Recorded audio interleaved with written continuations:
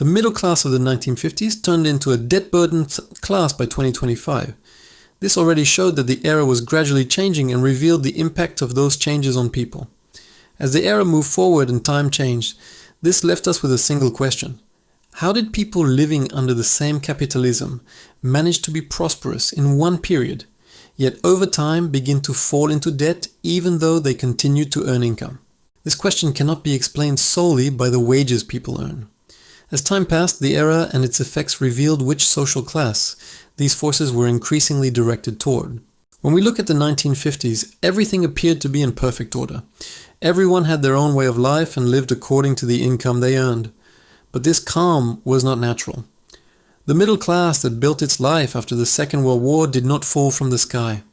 This class was the result of years of conflict, food shortages, social crises, and political fears.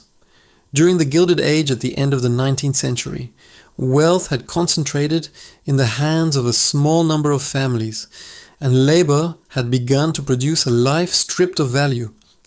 When this situation began to threaten the system, state intervention became inevitable. This intervention did not destroy capitalism. It restrained it. Antitrust laws curbed monopolistic behavior.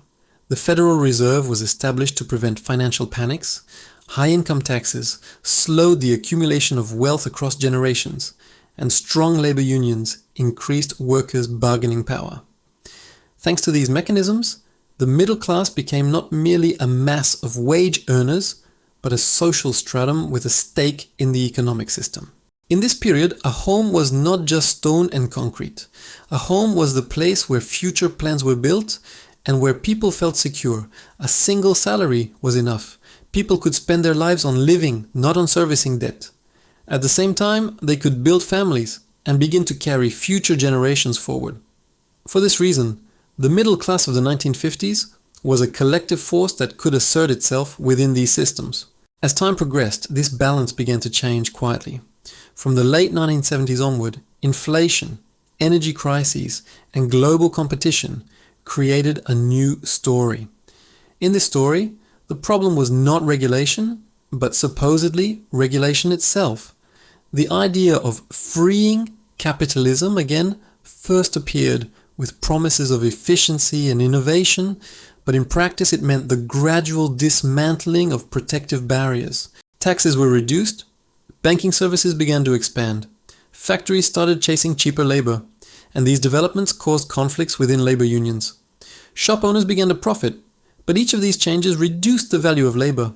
Everything people owned increased in quantity, but life itself weakened. People had almost everything, yet nothing was fully secure.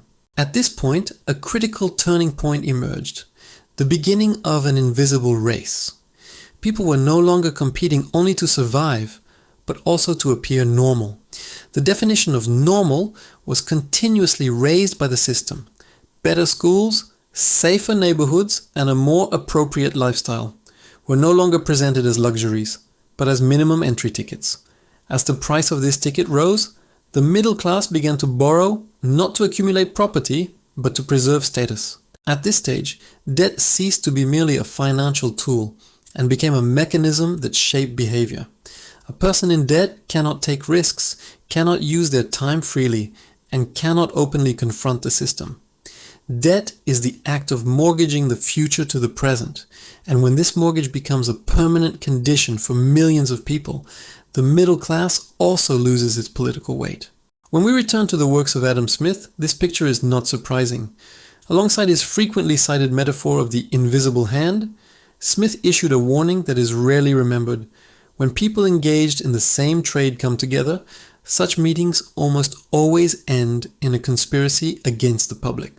For Smith, the danger was not the market itself, but leaving the market without rules. By 2025, the concept of the middle class had effectively disappeared. It had turned into a debt-burdened class. What was once a warning about life had now become lived reality. Large corporate owners increasingly made decisions in their own interest.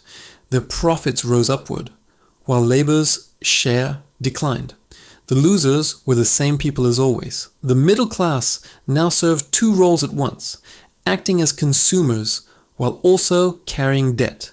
They worked, consumed, and struggled to escape the situation they were trapped in. The most dangerous aspect of this process is that it is accepted as normal. Inequality that would have been considered abnormal in the 1950s is now presented as reality, even though history shows that such periods are not sustainable. Empires collapse not because of resource shortages, but because of a loss of trust and the breakdown of internal balance. The transformation of the middle class into a debt trap is a clear indicator of this erosion of trust. The main question here is not nostalgia. It is not possible to return to the past, but it is possible to understand how that past was made possible. The middle class of the 1950s was not an accident. It was the product of fear, struggle, and conscious regulation. The debt-burdened class of 2025 is the natural outcome of dismantling those mechanisms, and this outcome is not yet final. At this stage, one thing must be understood. Debt is not your personal choice, nor is it a coincidence. It is something you calculated, acquired, and then built your life around, until debt became part of your life. In the 1950s, debt was rare, and those who had debt wanted to get rid of it as quickly as possible. Being in debt was a source of shame. Today, the opposite is true. In 2025, debt is considered normal and is even institutionalized as a civic duty. A person without debt is met with suspicion, as if being debt-free itself were abnormal.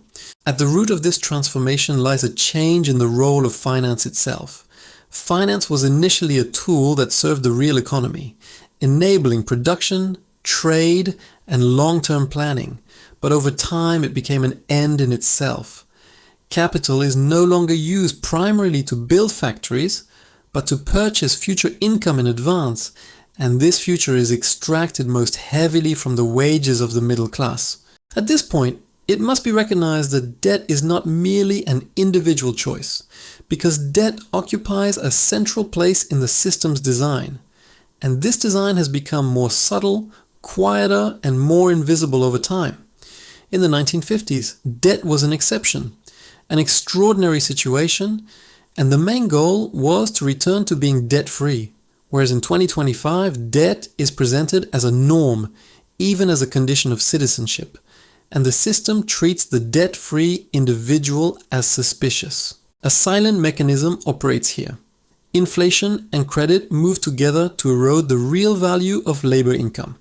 Even if wages rise nominally, the basic costs of living rise faster, and the gap is closed with debt. This gap is not accidental. It is necessary for the continuity of the system, because a debt-based society appears stable, but in reality it has already spent its future. Throughout history, this model has always functioned in similar ways. Debt has never been simple. In ancient Rome, landowners could be reduced to peasants by a single mistake. In the Middle Ages, debt was inherited across generations. If the father could not pay, the child would.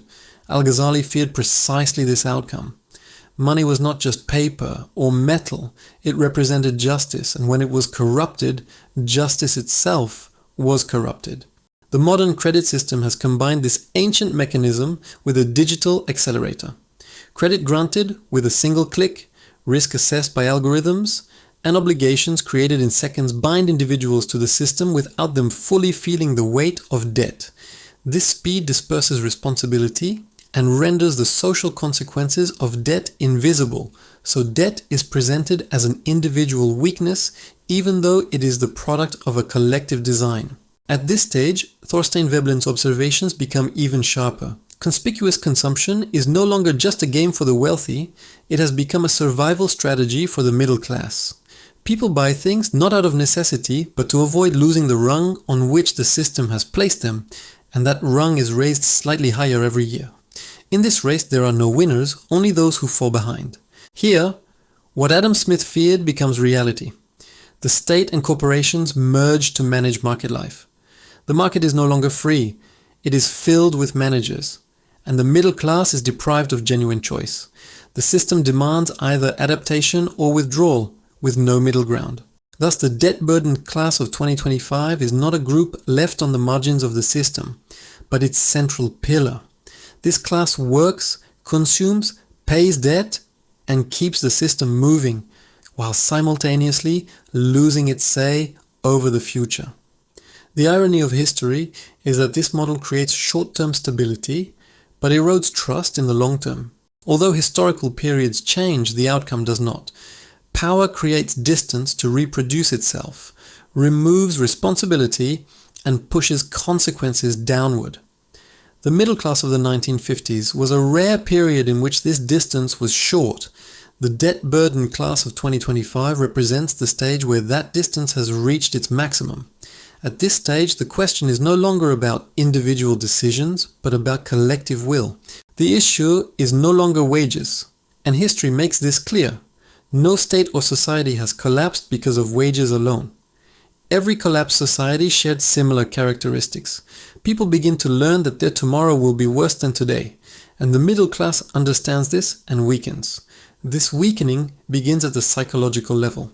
In the 1950s, the future was a long, continuous line for the middle class, and people felt they were moving forward along it. Education, work, home ownership, and retirement followed one another as stages, and this sequence was accepted as a social contract. In 2025, the future is fragmented into short intervals, and planning has given way to constant reaction. The cause of this change is not technology, because technology only increases speed. The real cause is the change in the financial system's relationship with time. Finance once spread income across time. Now it compresses time into income. Credit cards, consumer loans, and mortgage mechanisms bring the future into the present. This mechanism now operates silently. People learn to act while accepting debt as a normal tool, without seeing it as a threat to their future. Over time, however, this creates dependency. In the Roman Republic, peasants and farmers lost their land, and the system portrayed this as individual failure. The same logic operates today, only the terms have changed. Land is no longer lost, credit scores are.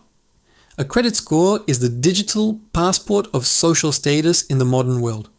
Without it, you cannot rent a home, buy a car, or even apply for certain jobs. Thus, debt binds individuals to the system not only financially but socially. Historically, the middle class has acted as a buffer against such mechanisms. It was neither as powerful as the aristocracy, nor as fragile as the working class. As long as this buffer was maintained, societies remained elastic.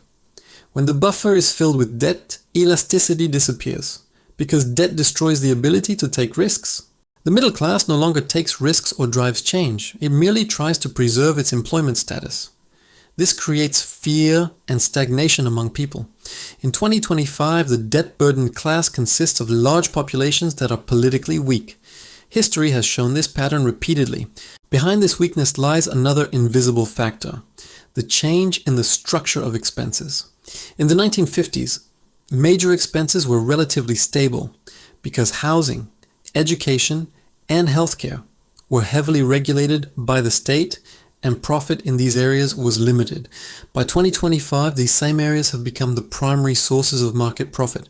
As a result, even if wages rise, the cost of entry into life rises faster.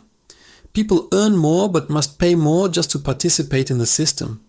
This gap is closed with debt, and debt strengthens the system each time. It is a closed loop, and the middle class becomes the energy source that sustains it. Veblen was right. Over time, status ceased to mean a luxurious lifestyle. Status came to mean maintaining and living a normal life, a normal home, a normal structure. But as the system expands, the definition of normal shifts upward, always slightly out of reach. Falling behind in this race is accompanied by social punishment. People are pressured not only economically, but culturally. Being in debt is not considered shameful, but falling outside the game is considered dangerous. Debt thus becomes the price of social conformity, and the middle class is forced to pay it.